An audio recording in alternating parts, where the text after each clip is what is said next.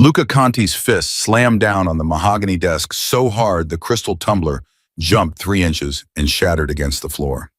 Across the room, his own capo, Ryan Blake, was leaning close to the maid, whispering something that made her laugh. That laugh. Soft, surprised, alive. And Luca Conti, the most feared mafia boss in the city, felt his blood turn to ice and fire at the same time. He had never noticed her before. Not once, but now he could not look away. Before we go any further, please hit that subscribe button, ring the notification bell, and stay with me all the way to the end of this story, and leave a comment telling me what city you are watching from so I can see just how far my story has traveled. Now let's begin. Luca Conti had built an empire on a single rule: never let anyone see what you feel. For 15 years it had kept him alive. It had kept his brothers alive. It had kept the Conti name carved into the marble of the city's oldest and darkest rooms. And in all those 15 years, nothing, not a bullet, not a betrayal, not a body dragged out of the river at 3 a.m, had cracked that rule. Until a Tuesday. Until a girl with tired eyes and a coffee tray. Until a laugh that wasn't meant for him. He had walked into his own office the way he had walked into that office every single morning for 11 years, and he had stopped in the doorway. Not moved, not spoken, just stopped. Because there standing by his desk was the new maid, and leaning against that desk, with his arms stretched out behind her far too close, was Ryan Blake, his right hand, his oldest friend in this business, the man who had killed for him, the man who had bled for him. And Ryan was smiling at her in a way Luca had never seen Ryan smile at anything. "You gotta watch him, sweetheart," Ryan was saying low and warm. "He bites." "He doesn't scare me," the girl said, quiet, a little breathless, but steady. "No." Ryan's grin widened. "First one who ever said that." And she laughed, just a small laugh, barely a sound at all. But it went through Luca Conti's chest like a blade slipped between two ribs. He did not remember deciding to speak. His voice just came out flat and cold and too loud. "Blake." Ryan straightened up so fast the desk shook. "Boss, didn't hear you come in."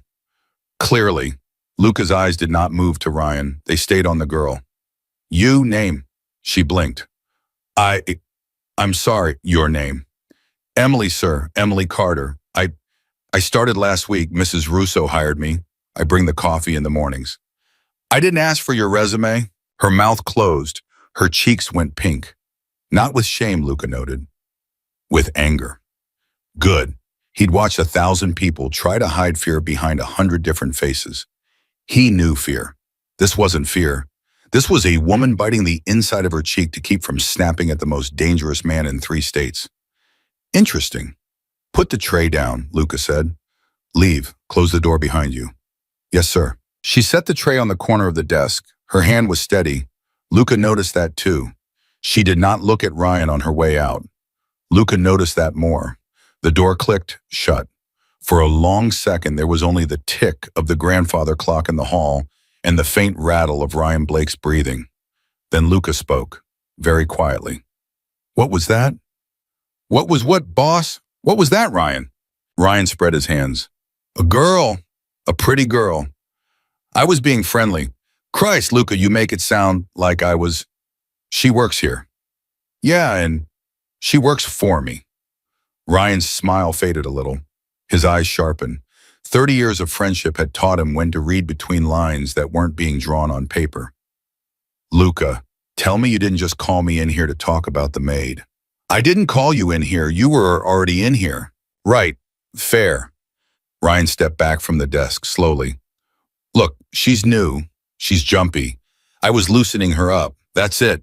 You want her to pour your coffee without her hands shaking? Somebody's got to act human in this house because God knows you don't." Luca's jaw moved, just a fraction. Ryan saw it. And Ryan, who knew Luca Conti better than Luca Conti's own brothers, felt something cold go down his spine. Because he had seen that muscle move exactly twice in 15 years. Once before, Luca had put a man through a window. Once before, Luca had buried his own cousin. "Boss," Ryan said more carefully now. Are we having a conversation I don't understand? Get out, Ryan." "Luca, get out." Ryan went. The door shut for the second time. And Luca Conti, alone in his office, sat down in the chair that had belonged to his father and his grandfather before him and stared at the coffee tray Emily Carter had set on the corner of his desk. He stared at it for a long time. He was not thinking about coffee. Emily Carter walked down the service hallway with her hands pressed flat against the front of her apron because she could feel them starting to shake, and she refused, absolutely refused to let anyone in this house see her shake. He didn't even know my name. That was the sentence circling her head. Over and over. He didn't even know my name.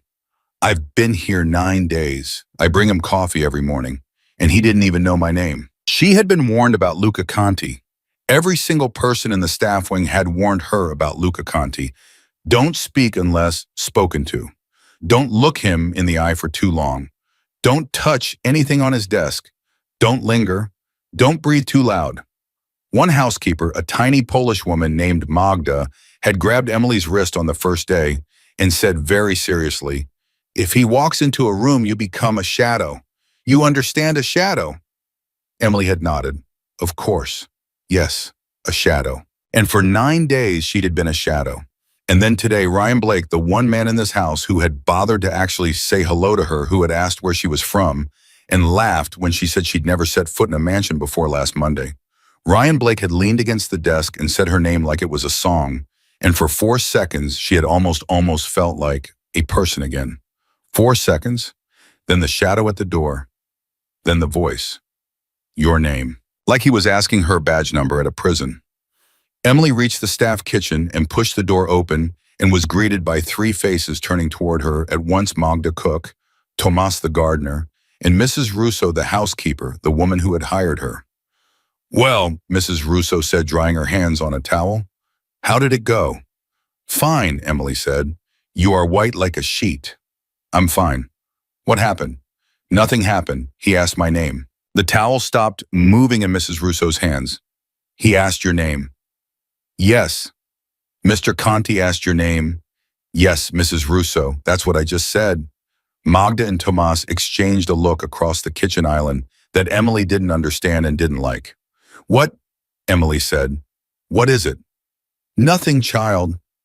Mrs. Russo's voice had gone soft in a way Emily had not heard before. Nothing. Sit down. Have some tea. I don't want tea. Sit down. Emily sat. Mrs. Russo set a cup in front of her. Then she sat across from her, and she looked at Emily for a long time before she said very gently, Emily, listen to me. In this house, when Mr. Conti asks your name, it is not a small thing. Do you understand me? No, Emily said. I don't understand anything about this house. Then learn fast, Mrs. Russo said. Learn very, very fast. 2 floors above, Luca Conti poured the coffee Emily had brought him. He took 1 sip. He set the cup down. He did not drink again. He picked up his phone. Marco, he said when his brother answered. The new maid, Emily Carter. I want everything. Where she's from, family, debts, boyfriends, hospital records. Every job she's held since she was 15. I want it on my desk by 6. There was a pause on the other end of the line. Luca, Marco said. Did something happen? 6 o'clock, Marco. Is she a plant? Is she a rat? Did she do something? I said 6 o'clock. Luca hung up. He stood at the window for a long while after that. He watched the garden below. He watched Tomas clipping the roses. He watched a squirrel run along the top of the stone wall. He watched nothing really. He was not seeing any of it. He was seeing a coffee tray being set on the corner of his desk by a hand that did not tremble. He was hearing a laugh that was not meant for him. And he was thinking with a cold precision that had nothing to do with business and everything to do with something he did not have a name for yet. Ryan Blake is going to stay away from her, one way or another. That evening in the long, gleaming dining room on the first floor, Luca Conti ate dinner alone. He always ate dinner alone. His mother had died when he was 17. His father had died when he was 24. His 2 brothers had homes of their own. His sister was married and lived in Italy. The house had 40 rooms. Most nights, Luca slept in only one of them. He was halfway through his wine when he heard her voice in the hallway. I already told you, it's fine, I don't need anyone to walk me. And it's dark out. Let me drive you to the bus stop. Ryan, I'm fine. Ryan, she called him Ryan. Luca set his wine glass down, very carefully. Em, come on. I said I'm fine, good night. Emily, good night, Ryan. The front door opened, the front door closed. Silence, then footsteps, Ryan's footsteps coming back down the hall, passing the dining room door. Ryan did not look in. Ryan knew better. But Luca Conti was no longer sitting at the table. Luca Conti was standing in the doorway of the dining room, a napkin still in one hand, and he was watching Ryan Blake walk away down the hall of his house. And for the first time in 15 years, Luca Conti was looking at Ryan Blake the way Luca Conti looked at other men, like a problem. Ryan stopped, turned, found his smile the easy one, the one that had gotten him out of more scrapes than bullets ever had. Boss, you offered her a ride, a beat, yeah, to the bus stop. She lives across town. She takes the 9:15. It's dark out, I offered. She said no. That's the end of it. Is it? Luca, Ryan took one step back down the hall, toward him. Careful, every muscle in his body suddenly careful. Boss, brother, I'm asking you one more time. Are we having a conversation here? Because if we are, tell me and I'll stop. I'll stop right now. You just gotta tell me. Luca said nothing. Ryan waited, and then Luca slowly folded the napkin in his hand, folded it in half again, set it on the small table by the dining room door. Good night, Ryan. Good night, boss. Ryan left. The front door opened. The front door closed.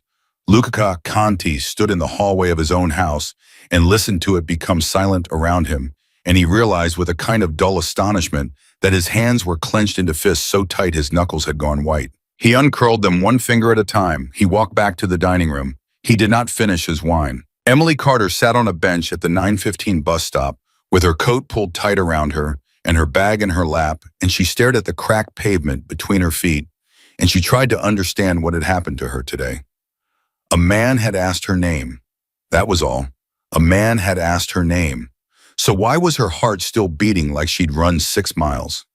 Why could she still feel the weight of his eyes on her skin? Why, when she closed her own eyes, did she see not Ryan's warm grin, but a pair of dark, dark eyes in a doorway, eyes that had looked at her like she was the only thing in a room full of things?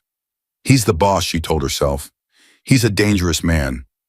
Mrs. Russo practically begged me to become invisible. That is what you do. You go in, you pour the coffee, you walk out, you collect your check on Friday, you pay your mother's hospital bills, you go home. That is the job. That is the whole job. The bus pulled up. Emily stood, and as she climbed the steps and dropped her coins into the fare box and found her seat by the window, she did not know, because she could not possibly have known, that 2 streets away, a black car was pulling out of the long gravel drive of the Conti mansion, and in the back of that car sat Luca Conti himself, and the driver had been told in 3 flat words, "Follow the bus." By the time Emily reached her front door, she was exhausted in a way she hadn't been exhausted in months. Bone tired, heart tired. She let herself in. She hung up her coat. She checked on her mother asleep in the back bedroom with the oxygen machine humming its steady little song. She kissed her mother's forehead. She closed the door softly. She ate a piece of bread standing over the sink. She went to bed. She did not sleep. She lay in the dark and she stared at the ceiling, and she kept hearing over and over that cold clipped voice at the office door, your name. And she kept hearing something else too. Something that had not been in the words, but had been in the silence right after. Something she did not know how to describe. Something that had sounded almost like a man who had just seen something he had not meant to see. Something that had sounded almost like a warning, not to her, to himself. 3 blocks away, the black car sat with its engine off and its lights off. Luca Conti sat in the back seat and watched the second-story window of a small, tired-looking house where a single lamp had just been switched off. His driver, a man named Sal, who had driven for the Conti family for 22 years and had learned to ask no questions, kept his eyes forward. "Boss," Sal said finally gently, "you want to head back?" Luca did not answer for a long moment. Then he said, not to Sal, not really to anyone. "She lives in that house." "Looks like it, boss." "With who?" "Don't know, boss. I can find out." "Find out?" "Yes, boss." Silence. "Sal?" "Boss, not a word of this to anyone, not my brothers, not Blake, especially not Blake. Are we clear?" "Crystal, boss."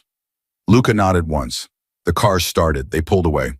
And in his coat pocket, Luca Conti's hand closed without him thinking about it, around nothing at all, as if he were holding something that wasn't there, as if he were holding on to something he hadn't even touched yet and was already terrified of losing.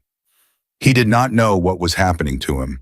He only knew that he had sat at his own dining room table tonight and heard another man say her name, and something in him that had been quiet for 15 years had opened one eye. And he knew the way a man knows weather, the way a man knows blood, that whatever had opened inside him tonight was not going to close again. Not quietly, not ever. The next morning at exactly 7:15, Emily Carter walked into the Canty Mansion kitchen to pick up the coffee tray the same way she had walked into that kitchen every morning for 9 days. Mrs. Russo was already there. So was Magda. So was the tray. And so was Ryan Blake leaning against the counter with a cup of espresso in his hand. "Morning sunshine," Ryan said. "Morning," Emily said and reached for the tray. "Hey." Ryan set his cup down, stepped in front of her. Not aggressive, not close, just in the way. "Listen, about yesterday. Ryan, he's a good man, Em. I need you to know that. He's hard. He's a hard man. He's seen things you and me, we wouldn't sleep for a year if we saw him. But he's a good man, under all that." Emily looked up at him. "Why are you telling me this?" Ryan opened his mouth, closed it. He looked for a moment like a man trying to say something he didn't have the words for. Then he stepped aside. "No reason," he said. "Coffee's getting cold." Emily picked up the tray. She walked out of the kitchen. She walked down the long corridor. She climbed the stairs. She stopped outside the heavy carved door of Luca Conti's office, and she raised her hand, and for one short breath, for one small beat of her heart, she hesitated. Then she knocked. From inside a voice, low, steady, waiting. "Come in, Emily." Her hand froze on the handle. He had said her name. He had said her name like he had been saying it inside his own head all night long. Emily Carter, 26 years old, daughter of a dying mother maid in a Mafia boss's house for exactly 10 days as of this morning, stood on the other side of that door and realized with a clarity that went through her like cold water that whatever was waiting for her on the inside of that room was not going to let her walk out of it the same person she had been when she walked in. She turned the handle, she opened the door, she stepped inside. The door closed behind her with a sound that felt far too loud. Luca Conti was not sitting at his desk.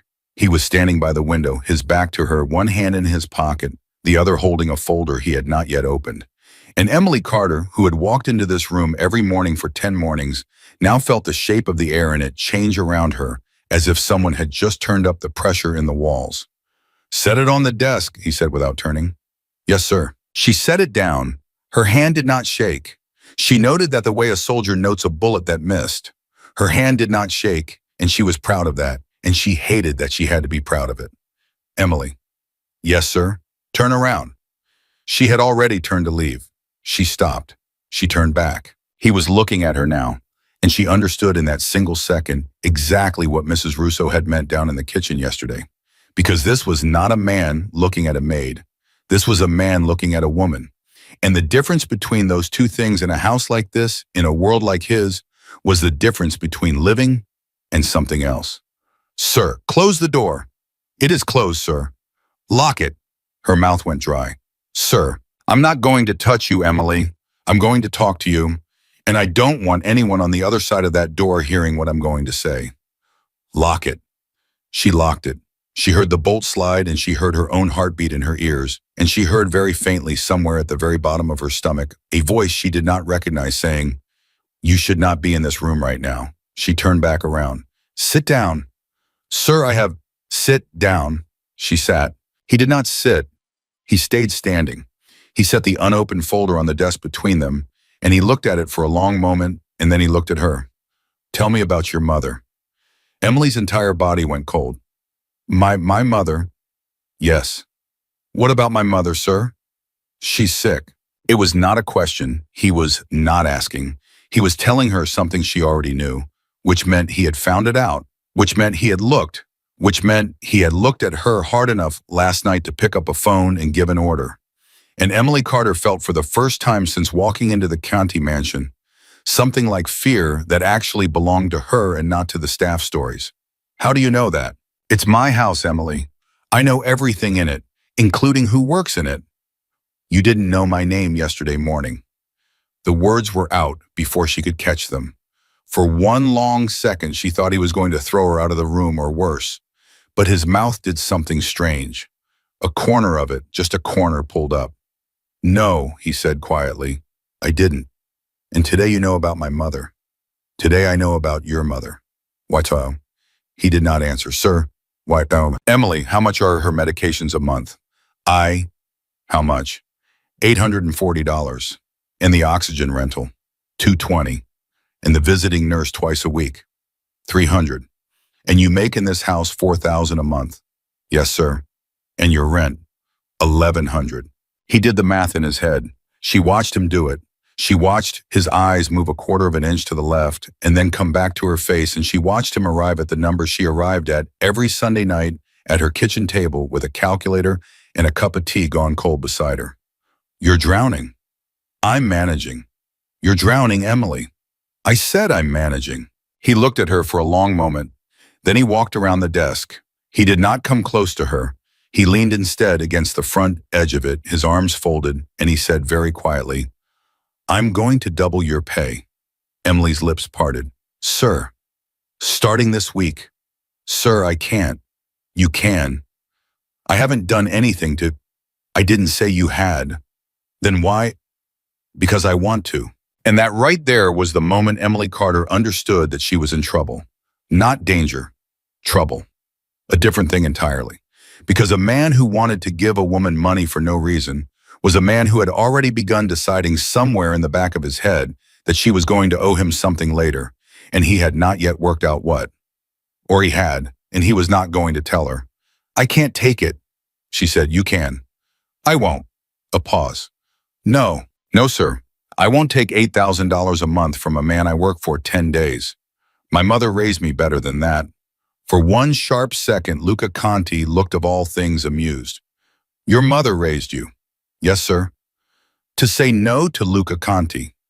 To say no to anyone offering something that hasn't been earned. He almost smiled. Almost.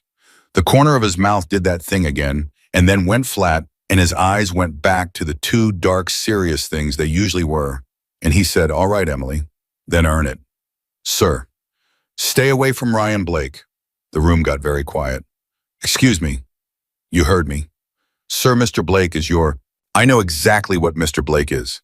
I pay him. I raised him. He's like a brother to me. And I'm telling you, as of this morning, you do not speak to him. You do not stand next to him. You do not accept rides home from him. You do not laugh at his jokes. You are a shadow when he enters a room. Are we clear? Emily stared at him. You're jealous. She hadn't meant to say it. She truly had not meant to say it.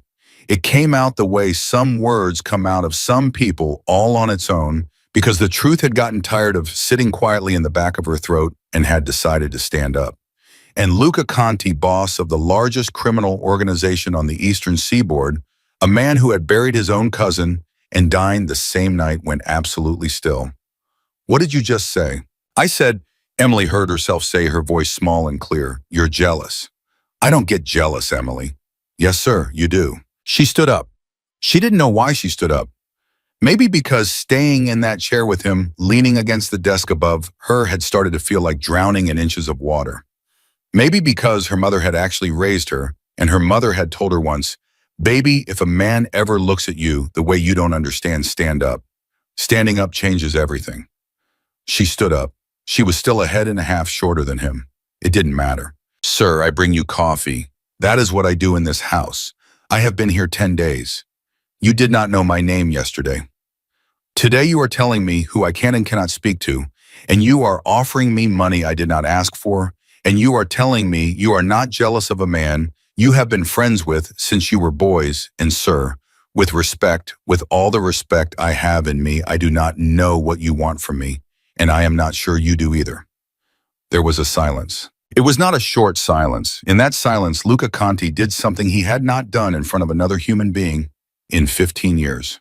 He breathed out, all the way out, and he closed his eyes just for one beat, and when he opened them again, they were not cold anymore. They were something else, something worse maybe, something softer. I know what I want, he said. Sir. And it terrifies me, Emily. Her heart stopped, simply stopped, and then started again too fast, too loud. Sir, you should not be saying this to me. I know. I'm the maid. I know. I need this job. I know. I can't lose this job. I can't, my mother, I can't. Emily, his voice was very quiet. You are not going to lose this job. Then stop looking at me like that. She had not meant to say that either, but it came out, and once it was out, it was the truest sentence she had said out loud in probably a year. Please, sir, stop looking at me like that. I don't know what to do with it. For the first time, Luca Conti stepped back, away from her. He walked around the desk and sat down in his chair. He put both hands flat on the wood in front of him, the way a man puts his hands on a table to prove he is not holding a weapon. Unlock the door, Emily. She did. Take the tray when you leave. Yes, sir. And Emily. Yes, sir. The money will be in your account Friday morning. I don't care if you spend it or throw it in the river. That is not your decision to make. That is a decision I have made as your employer about your wage. Do you understand the difference? Yes, sir. Good. Go. She picked up the tray. Her hand was shaking now. She hadn't won that war this time. She didn't care. She walked to the door. She opened it. She did not look back. She stepped into the corridor. She closed the door behind her. And she walked 6 steps down that corridor before her knees gave out, and she had to lean against the wall with one hand while she held the tray in the other, and she breathed in, and she breathed out, and she thought very clearly. He said it terrifies him. What he wants, he said that out loud. To me. And he is not a man who says things out loud.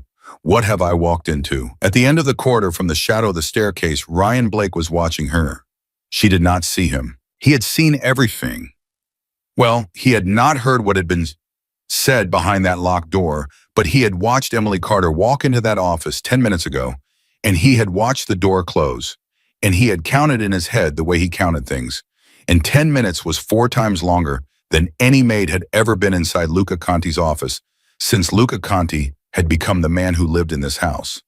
And now she was leaning against the wall like a woman who had walked out of a storm. And Ryan Blake, who had known Luca since they were both 12 years old, who had watched Luca put down 3 men in one night and then sit at a piano and play Chopin with hands that did not shake, felt something in his own chest that he had not expected to feel today.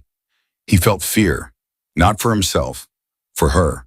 He stepped out of the shadow. Her head came up fast. Ryan, Ari, walk with me. I can't. I have Emily. He kept his voice low, very low. Walk with me. Now, please. She walked with him. He took her down the service stairs, the narrow back ones the staff used 2 flights, and into the pantry. And he closed the pantry door behind them.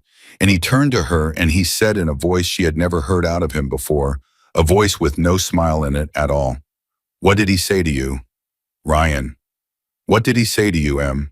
He offered me a raise. A raise, that gave double. Jesus. Ryan, what is happening, son? What else? He told me to stay away from you. Ryan Blake closed his eyes. Ryan, what is happening? When he opened his eyes again, they were tired, old, older than he was. He ran a hand down his face and he leaned back against the pantry shelves and he said quietly, Em, I'm going to tell you something, and I need you to hear me. Okay, I need you to hear me the way you'd hear a doctor telling you bad news. You ready? Yes. Luca Conti does not want women. What? I don't mean that. I mean he does. He has. He's a man, but he doesn't want them. You understand the difference. He doesn't in 15 years. In 15 years, I have known this man. He has not once looked at a woman the way he looked at you in that office yesterday morning. Ryan, not once in 15 years. Stop. I'm not stopping. You need to hear this because you're a sweet girl and you're smart and you think this is some rich man flirting with the help. And I'm telling you, I'm begging you, it is not that. It is not that at all. Then what is it? He looked at her for a long time. It's the first time I've ever seen him scared, Ryan said. Emily's stomach dropped. Scared? Of you? That's ridiculous. Yeah, Ryan said. Yeah, it is, isn't it? And yet, the pantry was very quiet. Ryan, Emily whispered, I need this job. I know. My mother, I know, Em. I don't want to be anyone's anything. I just want to come in the morning, pour the coffee, go home, pay my bills. That's all I wanted. That is all I wanted. I know. Then tell me what to do. Ryan Blake stared at the ceiling, then at the floor, then at her. I don't know, he said. I genuinely do not know. Ryan, I've never seen this before. I don't have a playbook for this.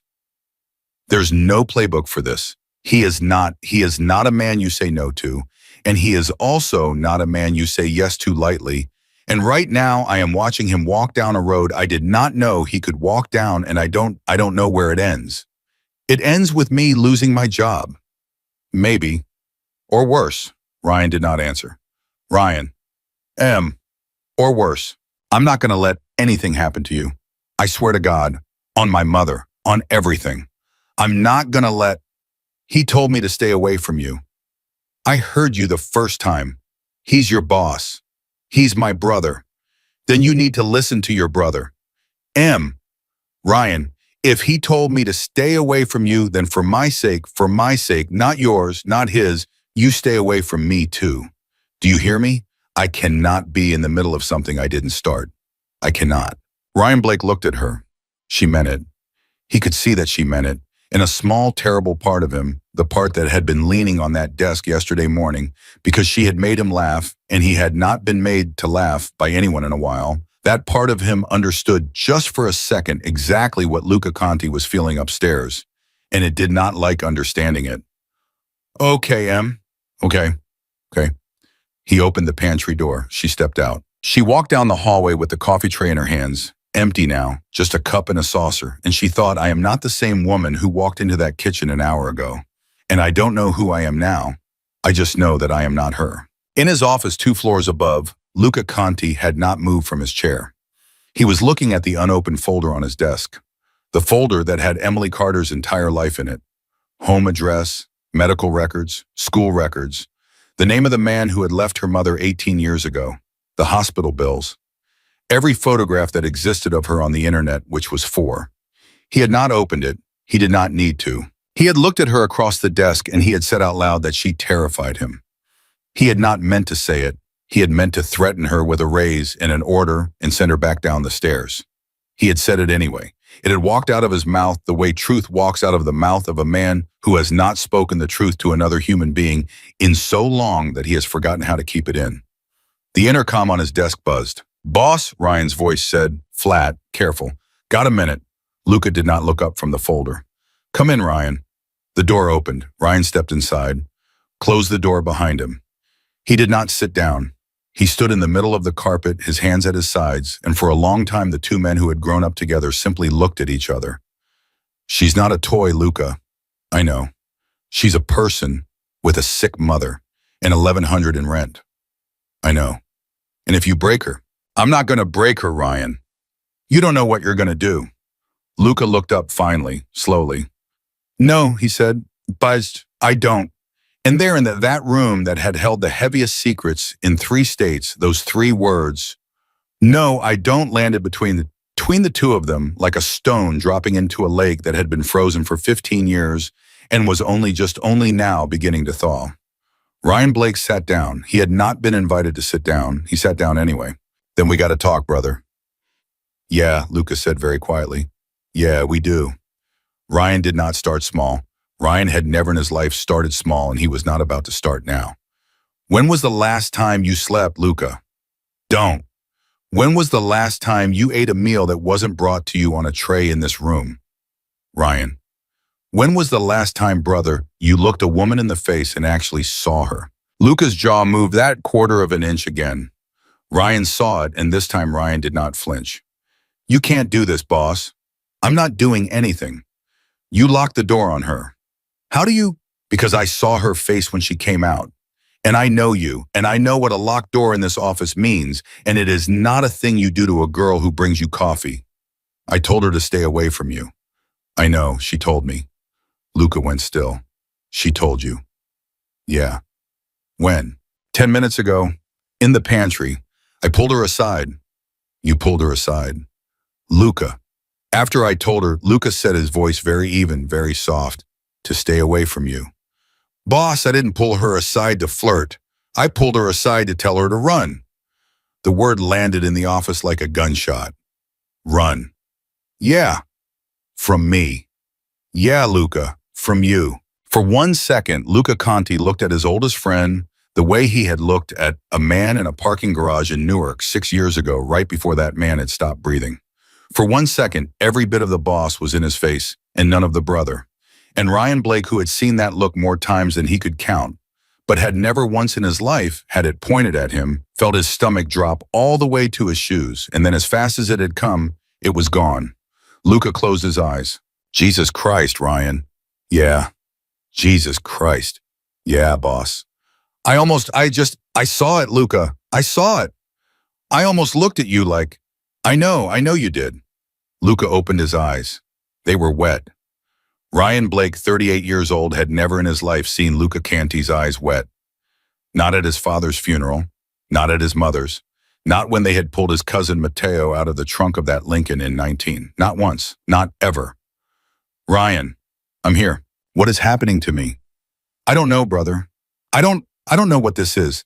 I have never in my whole life, Ryan, in my whole life, I know. She brought me coffee. For 9 mornings, she brought me coffee, and I didn't see her. I didn't see her once. And then yesterday you were, his voice caught. He swallowed. You were leaning against my desk, and she laughed. And I couldn't breathe, Ryan. I couldn't breathe. In my own house. In my own office. Because a girl I didn't know laughed at a joke I didn't hear. I know. You don't know. I do, boss. I've been in love before. The word hit the room like a second gunshot. Don't say that word. Luca, don't you say that word, Ryan Blake. Then what do you want me to call it? Luca didn't answer. Ryan leaned forward, elbows on his knees, hands clasped, a man praying to a God he had stopped believing in 15 years ago. Boss, I'm going to ask you something, and I want an answer, the real one, not the one you give your lawyers. Ask, are you going to let her go home tonight? What? Are you going to let her go home tonight? Of course I'm going to let her go home, Ryan. What the hell? Because a man who puts a tail on a maid's bus last night is not a man I'm sure of, boss. Luca's head came up fast. How do you know about that? Because Sal has driven me home 200 times, and Sal does not drive for a boss who doesn't sleep without somebody in this house noticing. Sal told you. Sal didn't tell me anything. Sal's mouth is sewn shut, and you know it. I noticed the car wasn't in the garage at 11. I noticed it was back at 1. I put it together, Luca. I am paid to put things like that together. Luca sat back in his chair. He laughed. It was a tired, broken sound. Ryan had not heard Luca Conti laugh in maybe 2 years. I'm losing my mind, Ryan. A little, yeah. She said I was jealous. Were you? Yes, you admitted it. To her, not to you. You just did. Shut up, Ryan. Ryan Blake grinned. For the first time in 20 minutes, he actually grinned. And Luca Conti, despite himself, despite everything, felt the corner of his own mouth try to move with it. Okay, boss. Okay. Here's what we're going to do. We, you and me, because I'm not watching you do this alone, and I'm not watching her get hurt by it either. So here's what we're going to do. You're going to stop putting cars on her. You're going to stop locking doors on her. You're going to stop handing her money she didn't ask for like she's some kind of... Ryan, let me finish. You're going to let her do her job. You're going to let her go home at night. And when you want to talk to her, if you want to talk to her, you're going to do it like a man, not like a mob boss. You're going to ask her if she wants coffee with you, not brought to you, with you, like a person. You understand the difference? Luca stared at him. Ryan, I can't just... Yeah, you can. I don't know how to do that. Brother, Ryan's voice went soft. I know you don't. That's why I'm sitting in this chair. That's why I'm still sitting in this chair after you almost looked at me like a dead man 3 minutes ago. Because somebody in this house has to teach you how to be a human being, and again, and apparently God picked me. Luca looked at him for a long moment. Then he said very quietly, thank you, Ryan. Ryan nodded. He did not say, you're welcome. Men like them did not say you're welcome. He just nodded and he stood up, and he was halfway to the door when Luca spoke again. Ryan, yeah, I'm sorry. I know, boss. For the look. I know. It won't happen again. I know that too. Ryan opened the door, stopped, turned back. Hey, boss. What? She called you jealous to your face, huh? Yeah. In this office. Yeah. With the door locked. Yeah, Ryan. Ryan whistled, low and long. Then he grinned again, that slow, tired grin. Boss, I don't know what you think you're dealing with, but I'm telling you right now, that girl is not a maid. That girl is trouble with a coffee tray, and you don't stand a chance. He closed the door behind him. And Luca Conti, alone in his office for the first time since sunrise, put his face in his hands and breathed out for what felt like the first time in 2 days. Downstairs, Emily had finished her morning rounds on autopilot.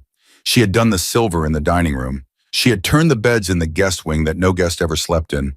She had wiped the mirrors in the hallway that nobody looked into. Her hands had done every one of these things. Her head had been somewhere else entirely. Mrs. Russo caught her by the elbow as she passed the linen closet. Kitchen. Now. Mrs. Russo, Now, Emily. They went to the kitchen. Magda was chopping onions at the island. Tomas was eating a pear by the window. Mrs. Russo closed the kitchen door behind them and pointed at a stool. Sit. I sat yesterday. Sit. Emily sat. 10 minutes, Mrs. Russo said. 10 minutes with the door locked. Emily, what happened in that office? Nothing. Emily. Mrs. Russo, nothing happened. I swear. He didn't touch me. He didn't nothing like that. She stopped. Magda had stopped chopping. Tomas had stopped chewing. Emily looked at three faces staring at her. Three faces that had between them worked in this house for a combined 61 years, and she realized very suddenly that whatever she said next was going to travel. He offered me a raise, she said. Mrs. Russo's hand went to her mouth. He what? He doubled my pay, starting Friday. Holy Mother of God, Magda said. Magda. Holy Mother of God, he doubled her pay, Mrs. Russo, he... Be quiet, Magda. I'm just saying, be quiet. Mrs. Russo sat down slowly on the stool across from Emily. She was a woman in her 60s. She had raised 3 children. She had buried a husband. She had run this kitchen, this entire downstairs for 19 years, and Emily watched her face go through 5 different emotions in about 4 seconds. None of them good. Emily, listen to me very carefully. Yes, when you leave tonight, you are going to go home and you are going to pack a bag. What? A small one, just clothes for a few days, things you cannot replace. Mrs. Russo, and you are going to call your cousin in Pittsburgh. Mrs. Russo, stop. And you are going to stop. Emily stood up off the stool. She did not mean to. She just did. I can't leave. I can't run. I have my mother. She's on oxygen. I can't move her. I can't. Where would I even go? $800 a month in medication. I can't. Mrs. Russo, I can't run. There is nowhere to run to. Mrs. Russo looked at her for a long time. Then, child, she said quietly, I hope to God he is a better man than his father was. Emily sat back down. What do you mean? Mrs. Russo didn't answer. Mrs. Russo, what do you mean? Eat something, Emily. You look pale. I don't want to. You will eat something or I will feed it to you with a spoon. Magda put a plate in front of her. Bread, cheese, a slice of tomato. Emily looked at it. She was not hungry. She ate it anyway. Her hands were doing things on their own now. Her head had gone somewhere very quiet.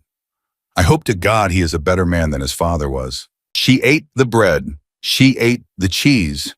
She ate the tomato. And she thought, I am 26 years old and I have walked into something and I do not know yet if it is a door or a trap.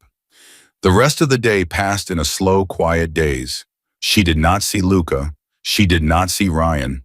She did her rounds. She ate her lunch in the corner of the kitchen.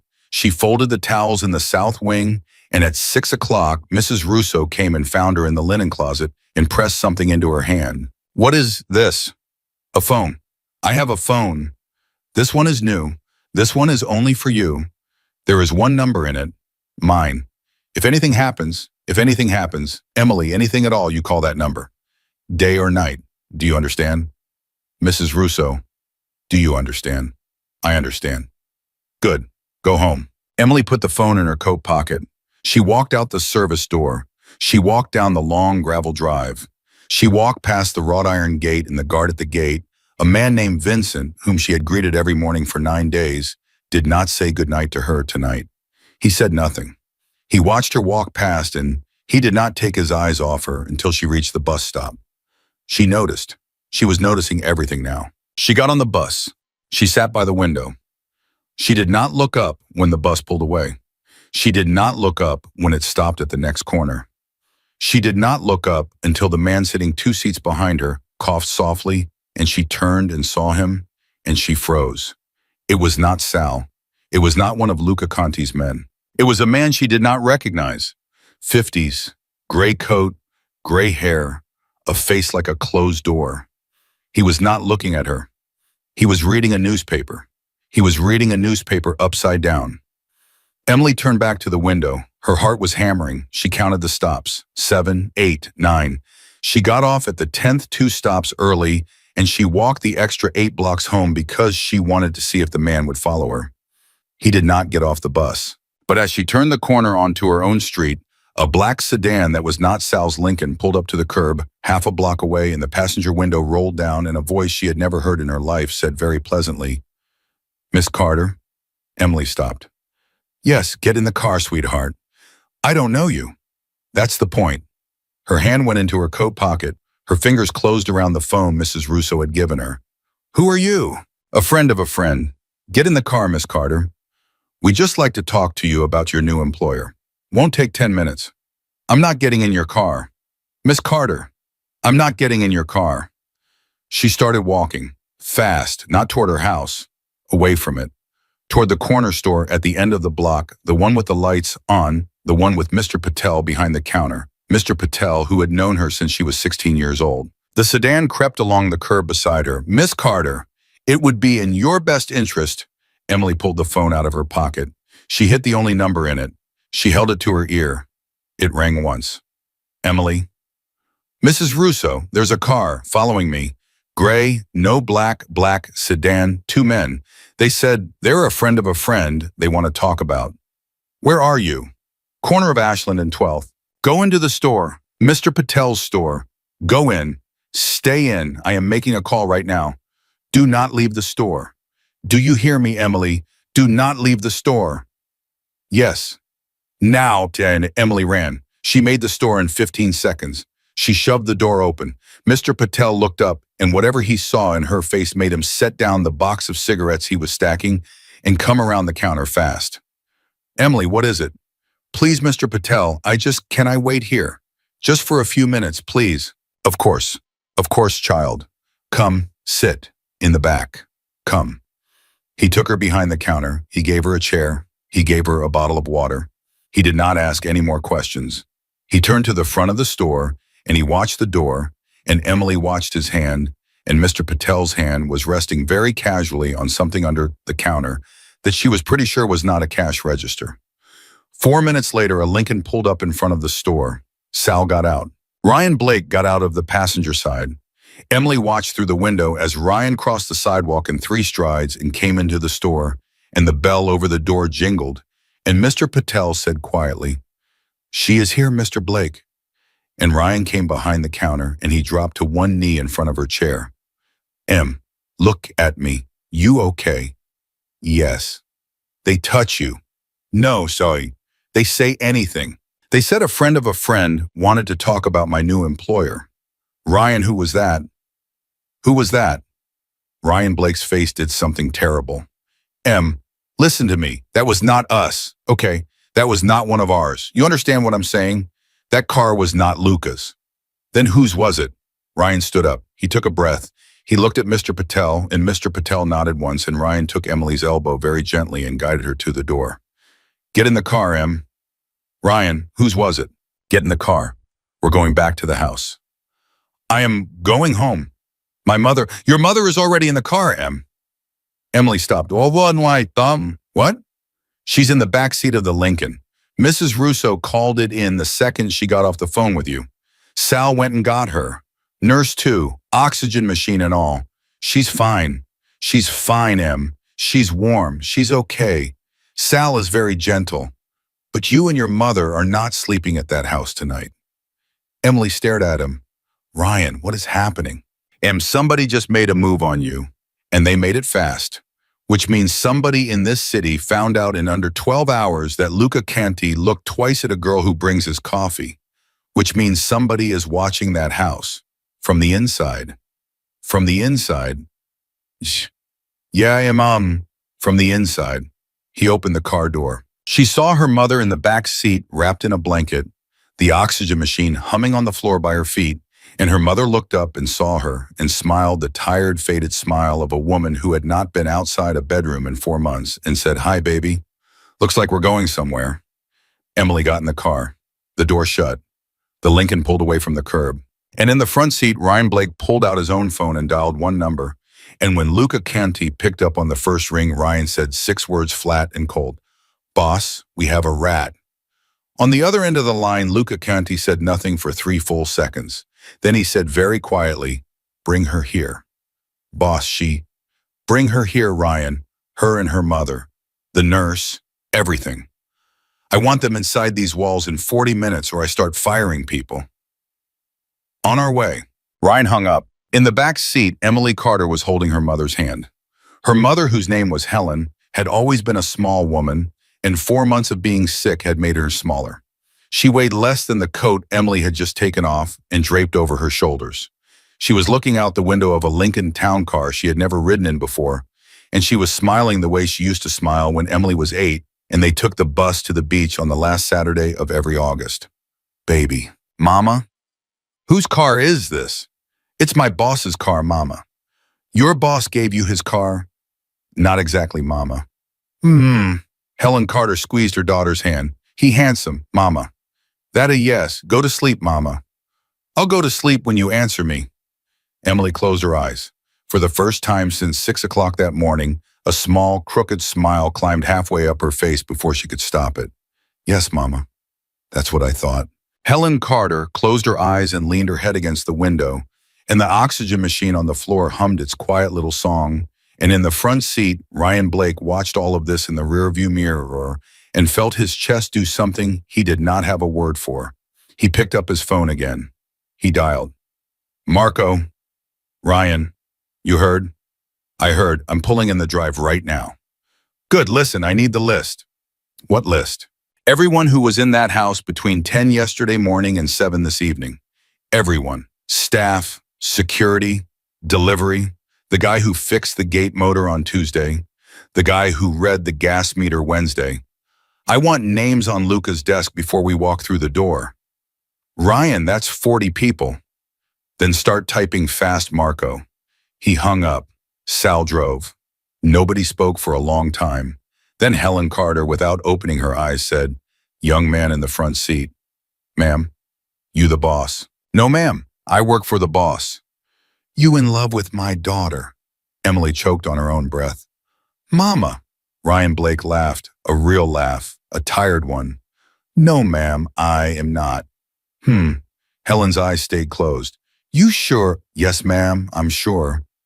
'Cause you look at her in that mirror like a man who's at least thinking about it." "Ma'am, with respect, I look at her like a man who almost lost her on a sidewalk 40 minutes ago." "That is a different look." Helen opened one eye. She studied Ryan Blake for a long moment. Then she nodded once and closed her eye again. "Fair enough, baby. Fair enough. You do your job then." "Yes, ma'am." "And the boss?" "Ma'am." "He a good man?" Ryan's hand tightened on the steering column for a heartbeat, then relaxed. "Ma'am, he's trying to be." Helen Carter smiled faintly in the dark. "That's all any of them are ever doing, baby. All any of them is trying to be." Nobody said anything else until the Lincoln rolled through the iron gate of the Canty estate, and by then Helen was asleep for real, her cheek pressed against the cool glass of the window, her thin fingers still wrapped around her daughter's. And Emily Carter, who had walked into this mansion 10 days ago, as a woman who brought coffee, rode back into it tonight, as a woman nobody in the world could pretend was just the maid anymore. Luca Canti was waiting in the drive. He was not wearing a jacket. He was standing on the stone steps in just his shirt sleeves, the collar open at the throat, his hands at his sides, and the moment the Lincoln came to a stop, he came down those steps in 4 long strides and pulled Emily's door open himself. "Emily, I'm okay." Look at me. She looked at him. His eyes moved over her face, her throat, her hands checking, reading, counting her like a man counting fingers after an accident to make sure none of them were missing. They touch you. No, sir. You sure? Yes, sir. Emily. Yes. Don't call me sir. He did not wait for her to answer. He was already at the other door, opening it, leaning in, and Emily watched him, the most feared man on the eastern seaboard, gather her sleeping mother into his arms, blanket and all, as gently as a man gathers a bird with a broken wing. "Ma'am," he said softly to a woman who could not hear him, "you're home." He carried Helen Carter up the stone steps and into the mansion himself. Sal brought the oxygen. The nurse hurried alongside. Mrs. Russo was in the doorway with a wheelchair that Emily had not known existed in this house. She was not crying. Emily had a feeling Mrs. Russo did not cry, but her eyes were red at the edges and her mouth was pressed into a thin line. "Second floor," Mrs. Russo said. "East wing, blue suite. I made up the bed." "Thank you, Giada," Luca said. And Mrs. Russo actually flinched, because in 19 years, Emily would later learn in 19 years, Luca Conti had never once called the housekeeper by her first name. He carried Helen up the stairs. Emily followed. Ryan followed Emily. And behind the ball at the bottom of the stairs, Marco Conti, Luca's younger brother, a man Emily had never laid eyes on before tonight, stood in the foyer with a folder in his hand and a look on his face like a man who had just read something he did not want to read. Marco's eyes met Ryan's over Emily's shoulder. Ryan saw the look. Ryan's stomach dropped. Up in the blue suite, Luca laid Helen Carter on the bed with both hands, like a man setting down something he had been afraid of dropping. The nurse fussed with the oxygen line. Mrs. Russo pulled the blanket up to Helen's chin. Helen did not wake up. Emily stood in the doorway. "She hasn't slept this well in 3 months," Emily said, and her voice was so small even she barely heard it. Luca turned. He looked at her. And without a word, without a warning, without asking, he crossed the room and put his arms around her. Emily went absolutely still. It was not a hug. It was not a romantic thing. It was not a predatory thing. It was a man holding another human being the way a man holds a person when the person has almost been taken from him, and he has just this minute realized how much that would have cost him. Emily's forehead touched the front of his shirt. She closed her eyes. She did not hug him back. She did not push him away. She simply stood there and she breathed in, and the cologne at the base of his throat smelled like something expensive and something human. And for about 4 seconds, she let herself forget that she had been chased down a sidewalk by men she did not know. Then she stepped back. "I can't do this. Emily, I can't. I can't be whatever this is. I can't. I have my mother in a bed in your house. I have 2 men in a car who tried to take me off the street. I don't know what is happening, and I know. No, you don't, because I work for you. I know. And a man tried to put me in a car tonight because of you. I know, Emily." "Then fix it." Luca Conti looked at her. "Yes," he said, "that is what I intend to do." He walked out of the room. Ryan was in the hallway. Marco was right behind him. Luca did not speak until all 3 men were in the corridor and the door of the blue suite was closed behind them. "Marco, talk." Marco opened the folder. "It's not one of ours, Luca." "I know it's not one of ours. If it was one of ours, she'd be dead in a trunk and you'd be telling me a different story. Who is it?" "The car was a rental. Plate was run, came back to a shell company in Delaware. Shell company's owned by another shell company, and that one traces back. I had the boys run it 3 times because I didn't believe it the first time." "Marco." "Savarese." The name landed in the hallway like a hammer. Nobody spoke. Ryan Blake closed his eyes. "Savarese," said Luca. "Savarese. I heard my brother. Savarese has been dead to us for 6 years, boss. 6 years. We had a truce. We shook hands. Vito shook your hand himself at that dinner in... I remember the dinner, Ryan. Then why? Because somebody is lying, Luca said, very quietly, very flat. Either Vito Savarese is a liar, which means we go to war tomorrow morning, or somebody inside the Savarese house is working off the books, which means we have a very different problem, which means somebody is trying to start a war between 2 families using a 26-year-old maid as the match. Marco nodded, which means Marco said somebody in our house told somebody in their house that she mattered to you. Yes. And they found out fast. Yes. Within 12 hours of you looking at her in your office. Yes, Marco. So, Luca said, we have a rat. Ryan was right on the phone. Who was in the house today? Ryan said. Marco handed him the folder. 42 names. I highlighted 6. Why 6? Because 6 of them were close enough to the second floor corridor to have heard Emily walk into Luca's office at 7:15. 6, Luca said. 6, boss. Luca took the folder. He did not open it. He held it in one hand and he stood very still in the hallway of his own house, and Ryan Blake, who had known him since they were both 12, watched Luca Conti make a decision. Ryan, boss, I want the 6 of them in the wine cellar in 1 hour. Luca, 1 hour, Ryan.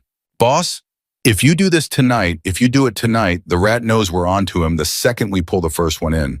And if he runs, we lose him. And if we lose him, we never find out who's pulling his string in the Savarese house. I'm asking you as your friend, boss, not as your capo. Don't do this tonight. Let me work it. Give me 3 days. 3 days and I'll hand him to you on a plate. Luca looked at him. Marco looked between them. The hallway was very quiet. 3 days, Ryan. Thank you, boss. 72 hours. Understood. And Ryan. Yeah. If in 72 hours I don't have a name, I am doing it my way. And I am doing it loud. Are we clear? Crystal, boss. Marco cleared his throat. Luca, one more thing. What? Marco's eyes flicked just barely toward the closed door of the blue suite. She can't stay here. Excuse me. Luca, think about it. She is the reason Savarese moved tonight. She is the match. You keep her in this house. You're keeping the match inside the gasoline can. We need to move her. Tonight. Quiet. Somewhere nobody. No. Luca. I said no, Marco. Brother, listen to me. You are not thinking with your... Luca turned on him. Just turned. Did not raise his voice. Did not raise his hand. Just turned his head and looked at his younger brother and Marco Canti, who was a grown man of 34 with 3 children and a wife and a house of his own, closed his mouth the way a door closes in a wind. She stays. Yes, Luca. Her mother stays. Yes, Luca. The nurse stays. Yes, Luca. And you are going to put 4 men on the east wing, 2 in the corridor, 2 on the grounds under the window. And those 4 men are going to be men whose names were not in that folder today. Are we clear? Crystal. Good. Go.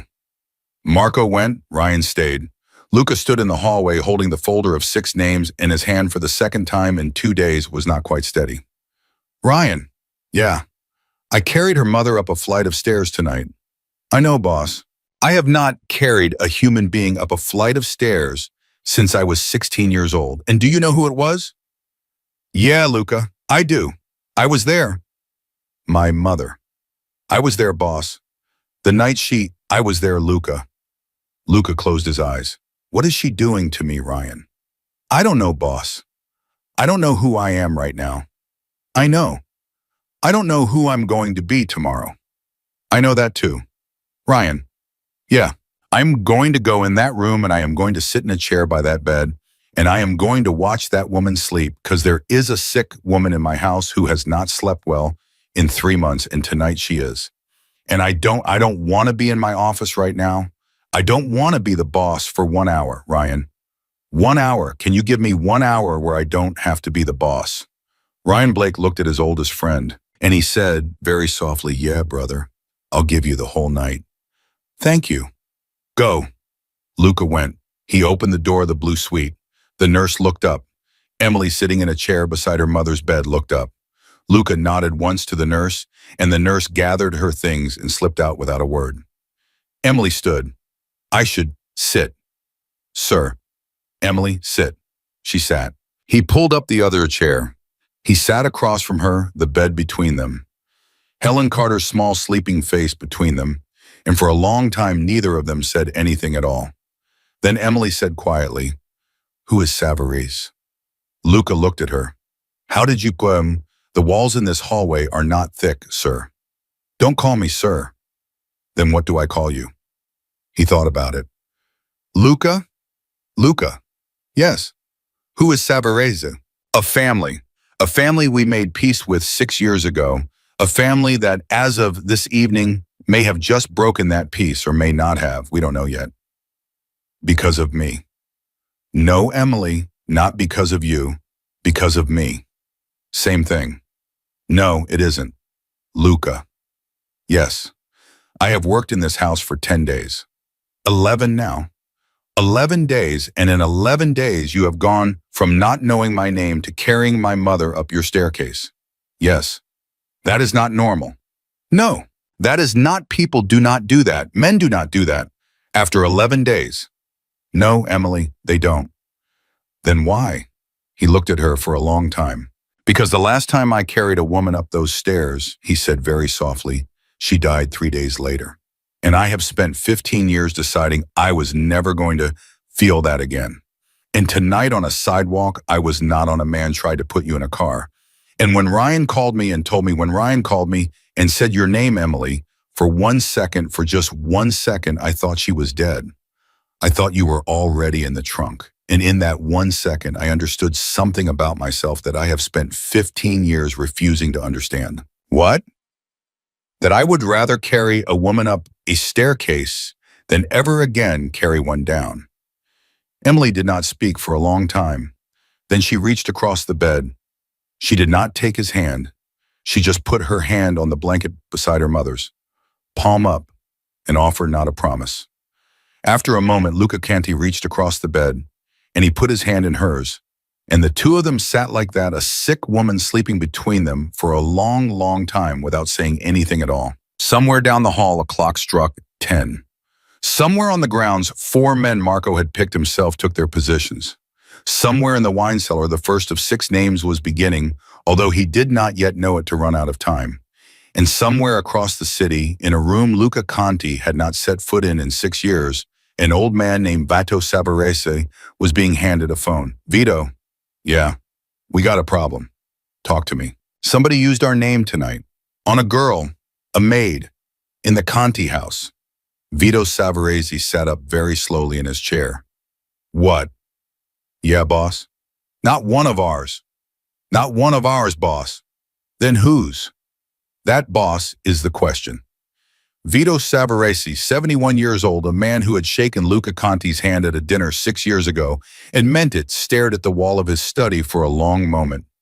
Then he said very quietly in a voice that had not been that quiet in a long time, "Get me Luca Conti on the phone. Now, tonight, before somebody dies over something neither of us did." The phone in Luca Conti's office rang at 10:47. He did not hear it. Ryan Blake heard it. Ryan was sitting at Luca's desk, going through Marco's folder, for the 4th time, a pen in his mouth, and his jacket off, and his sleeves rolled up. And when the landline rang, he picked it up on the second ring without looking away from the paper. Canti residence. I want Luca. Ryan's head came up. Who is this? You know who this is, Mr. Blake. Ryan sat up straight. Mr. Savarese. Get me Luca, son, right now, tonight, before you and I both regret the next 48 hours. Sir, with respect, the boss is with family right now. The boss is with the girl. I know where the boss is. Get him. Ryan stood up. Yes, sir. He took the stairs 2 at a time. He did not knock on the door of the blue suite. He opened it. Luca looked up from the chair beside Helen Carter's bed, and whatever was on Ryan's face made Luca stand up without a word and cross the room in 3 strides. What? Savarese, on the line.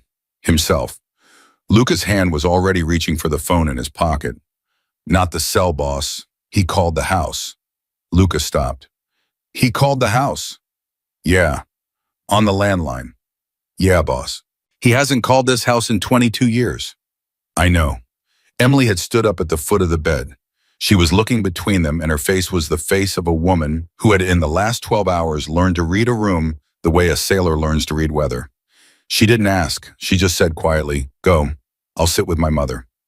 Luca looked at her. For 1 second, just one, the whole Mafia boss dropped off his face, and the man who had held her hand across a sick bed an hour ago looked out at her, and he said very quietly, "Thank you, Emily." He left. Ryan followed. In the office, Luca picked up the receiver. Vito? Luca? It's been a while. It has. You called my house. I did. On a night when two of your men tried to put a 26-year-old girl in a car 4 blocks from her mother's front door. A long pause. Luca, those were not my men. Vito, the plate came back to you. The plate came back to a shell that my accountant has never heard of. I promise you that. I promise you on my grandson Luca, on Anthony. Those were not my men. Luca was quiet for a long time.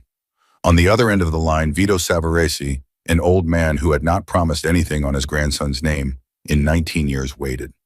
Vito, yeah, Luca. If I find out you are lying to me, you won't. If I find out, Luca, I am 71 years old. I have 2 years, maybe 3 if God is kind. I have 1 grandson. That grandson is 4 years old and he calls me Papa. I am not lying to you.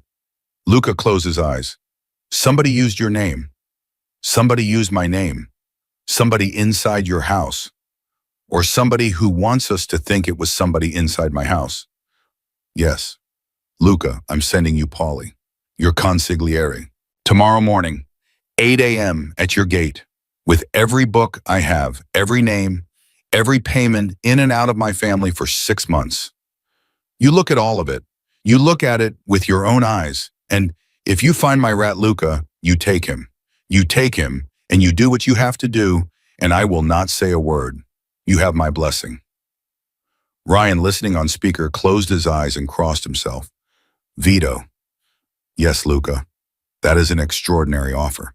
It is the only offer, Luca, because the alternative is a war neither of us wants over a girl neither of us has ever met, and I am too old and you are too smart for that.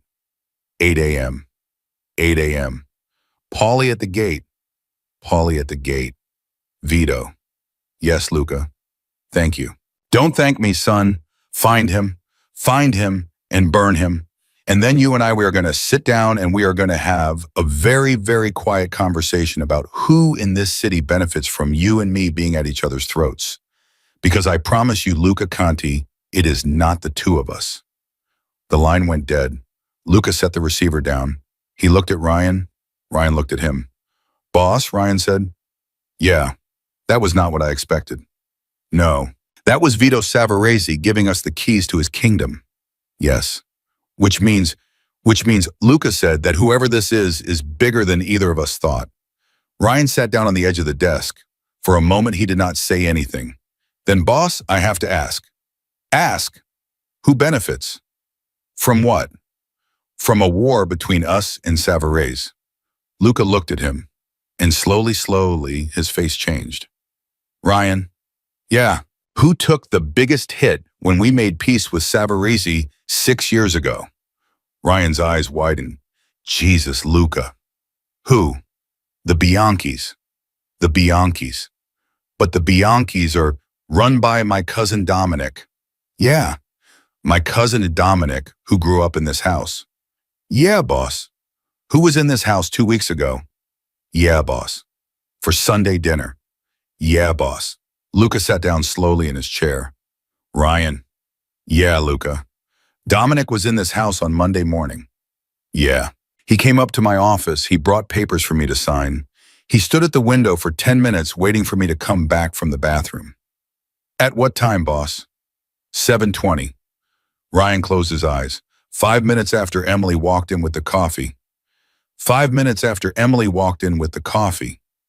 The office was very quiet. Ryan. Yeah. Get Marco. Get Sal. Get the 6 from the folder number. Forget the folder. Forget the 6. I was wrong. It was never the staff. Get the boys. Get them all. And find my cousin, Dominic. Tonight, boss. Tonight. Quiet or loud? Luca thought about it for one breath only. Quiet. I want him at this house, alive, in my wine cellar. Before sunrise, I want to look at his face, Ryan. I want to hear it out of his mouth. Yes, boss. Ryan. Yeah, he is not leaving that cellar. Understood. Ryan went. And Luca Conti, alone in his office for the 3rd time in 2 days, looked at his hands for a long time. They were not shaking. He had thought they might be. For 15 years, he had kept every single family member, every blood relative, inside a circle he had drawn around them in his own head. He had lost his mother. He had lost his father. He had almost lost Matteo. He had told himself over and over that the circle was sacred, that family, no matter what, stayed inside the circle. And tonight, a cousin he had eaten Sunday dinner with 8 days ago had tried to have a girl he had known for 11 days put into the back of a car. And Luca Conti's hands were not shaking. They were steady, because the circle, he realized now, had a new name in it. And the new name was sleeping 2 floors above him with an oxygen tube in her nose. And the new name had a daughter sitting in a chair beside her holding her hand. And the circle apparently did not care that the new name had only been in it for an hour. The circle apparently was the circle. He stood up. He went upstairs. Emily looked up when he opened the door of the blue suite. She had not moved. Her mother had not stirred. The nurse was dozing in the corner chair. Is she still? She's sleeping. She's fine. Luca, you look. Emily, come with me. I can't leave my... The nurse is here. Mrs. Russo is outside the door. 2 of Marco's men are in the corridor. Nobody is touching your mother tonight. Come with me.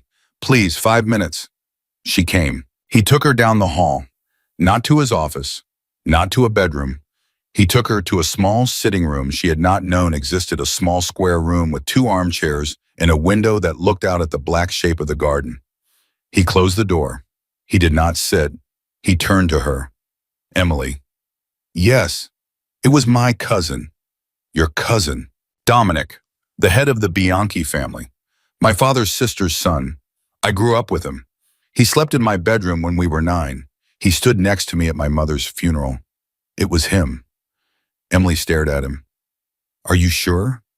No, but I will be, before sunrise. Luca. Yes. What are you going to do to him? Luca looked at her. For a very long moment, he did not answer. And Emily Carter, who had been raised by a good woman, who was sleeping down the hall, who had been taught to work hard and be honest and be kind, who had walked into this house 11 days ago as a maid and was now standing in a room in the middle of the night with a mafia boss who had just named a man who had tried to take her off a sidewalk. Emily Carter understood in that silence exactly what he was going to do, and she understood also exactly what he was waiting for her to say. Luca.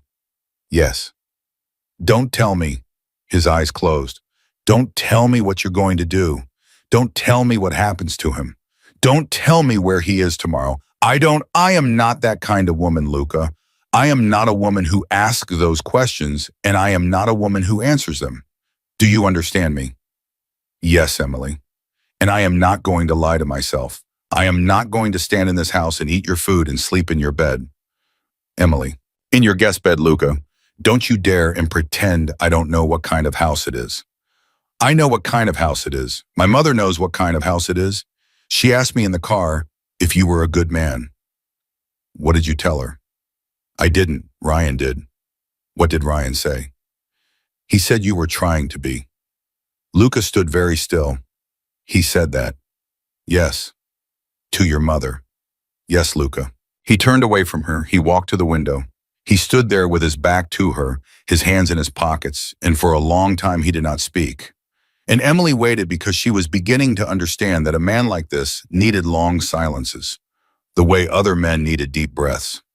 Finally, he said, Emily. Yes, I am 41 years old. I have done things I will answer for one day. I am not going to lie to you about that. I am not going to lie to you about any of it. Not now, not ever, because I am not going to lie to a woman who trusted me enough to fall asleep in my house with her sick mother 2 doors down. Do you understand? Yes. I cannot be a different man than I am. I cannot walk away from this family. It is not something you walk away from. I cannot promise you safe, and I cannot promise you quiet, and I cannot promise you that a car will never again pull up next to you on a sidewalk, because that is the world I have put you in tonight by letting you matter to me. Luca. Let me finish, Emily. Yes, but I can promise you this. I can promise you that as long as I am breathing, your mother will sleep in a warm bed. I can promise you that her medications will be in that cabinet before she runs out. I can promise you that you will never again stand at your kitchen table on a Sunday night with a calculator. I can promise you that if you want to leave this house tomorrow morning, I will have a car at the door at 8 o'clock, and you will never see me again, and there will be a bank account in your name with enough money in it that your mother never wants for anything for the rest of her life, and I will consider that the last honest thing I ever did. That is what I can promise you." Emily was crying. She had not meant to cry. She did not cry in front of people. She had not cried when her mother got sick, and she had not cried when they turned off her mother's insurance, and she had not cried when a stranger in a gray coat had tried to put her in a car 4 hours ago. But she was crying now, standing in a small sitting room at the top of a staircase she had walked down 11 times and up 11 times, and she could not stop. Luca did not turn around. He was giving her, she realized, the dignity of not having to be watched. "Luca, yes, I am not leaving in a car at 8 o'clock. He went very still. "Emily, I am not leaving. Don't say that yet. I am saying it. Emily, don't. Turn around." He turned around. She was a mess. Her face was wet. Her shoulders were shaking. She looked nothing like a woman making a decision and everything like a woman who had already made one. I am not a woman who needs a lot, Luca. I never have been. I don't need cars, and I don't need jewelry, and I don't need accounts in my name. I need my mother to breathe. I need to sleep at night. I need to know that the man who looks at me across a coffee tray is telling me the truth. That is what I need. Yes, Emily. And if you can give me those 3 things, I can. Then I am not leaving in a car at 8 o'clock. Emily. What? He walked to her. He did not touch her. He stopped a foot away from her, and he looked down at her, and his voice was the softest she had ever heard it. Say that one more time. I am not leaving. One more time, Emily. I am not leaving Luca. He closed his eyes. And then for the first time since he had been 17 years old, Luca Conti, boss of the largest criminal family on the eastern seaboard, a man who had not wept at his father's funeral or at his mother's, lowered his forehead to the forehead of a woman who worked in his house, and he let out a breath that sounded like a man setting down something he had been carrying for 24 years. "Thank you," he said. "Don't thank me yet." "Why?" "Because if you lie to me, Luca Conti, one time about one thing, I will walk out of this house and you will never find me." "I know. And you will not try." "I know, Emily." "Swear it." "I swear it." "Say my name." "Emily Carter." Again. "Emily Carter." Again. "Emily Carter." She breathed out. She stepped back. She wiped her face with the back of her hand the way her mother had taught her to once when she was 6 and had fallen off a bicycle and had not wanted her father to see her cry. "I'm going back to my mother now." "Yes." "You are going to do what you have to do tonight." "Yes. And in the morning when I come down for breakfast, you are going to be at the table and we are going to eat and we are not going to talk about any of it. Not ever. Do you understand?" "Yes." "Luca." "Yes." "One more thing. Anything. Ryan Blake stays." Luca's head came up. "Ryan is my friend Luca. He is the first friend I have made in this city in 4 years. He pulled me off a sidewalk tonight. He called my mother ma'am. He is staying in this house and you and he are going back to what you were before you walked into that office yesterday morning and saw us laughing, and you are going to trust him again the way you trusted him on Sunday. Are we clear?" For 1 second, Luca Conti's jaw moved that quarter of an inch. Then it relaxed, and he smiled, a small, tired smile. The first real one Emily had seen on his face. "Yes, Emily, we are clear." "Good." She walked out of the room. She walked down the hall. She opened the door of the blue suite, and she slipped back into the chair beside her mother's bed, and Helen Carter, without opening her eyes, reached up and took her daughter's hand and said very softly into the dark, "Baby." "Mama, you figure it out." "Yes, Mama. That's my girl." Helen Carter fell back asleep. And downstairs in the wine cellar of the Canty mansion, 2 of Ryan Blake's men were walking a cousin through a door he was never going to walk back out of. And the cousin was already talking in the way guilty men always talked, once they understood how small the room was. And the name he was giving up was a name Vito Savarezza had been looking for 11 years, and by sunrise, a war that had been trying to start itself for 3 days was going to be quietly, permanently put back in its box. And above all of that, in a small blue suite on the 2nd floor, Emily Carter held her mother's hand in the dark, and Luca Conti, sometime near 3 in the morning, came and sat down in the chair across the bed, and neither of them spoke because neither of them needed to anymore. Outside the window, the gray sky that had been black all night began very slowly to turn the color of old silver. Helen Carter slept. Emily Carter slept. And Luca Conti, for the first time in 15 years, watched the sun come up over his own garden without wanting to be anywhere else in the world. The maid he had never noticed had walked into his office with a coffee tray on a Tuesday morning. By Thursday, she had rewritten his entire life. And Luca Conti, who had spent 24 years building walls, looked across a sleeping woman's bed at the daughter holding her hand and understood finally what those walls had been keeping out. He was never going to build them again. Not ever. Not for anything. Not for anyone. The maid stayed, the boss changed, and the house at long last had a heart beating inside it again.